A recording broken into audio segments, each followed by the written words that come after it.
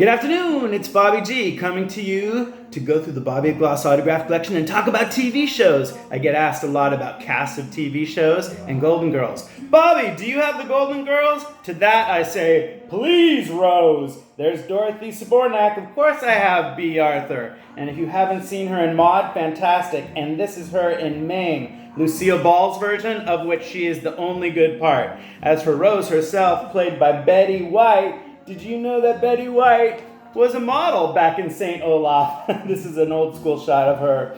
But originally she was supposed to be Blanche Devereaux because she played the slut Sue Ann Nibbins in Mary Tyler Moore Show. But Blanche Devereaux was played by Rue McClanahan, who of course was fantastic. But if you haven't seen her as Peggy Ingram in Sordid Lives, who was the matriarch and sleeping with a guy who had a wooden leg who killed himself by falling over it, you should check that out. As for Estelle Getty, Shady Pines, ma!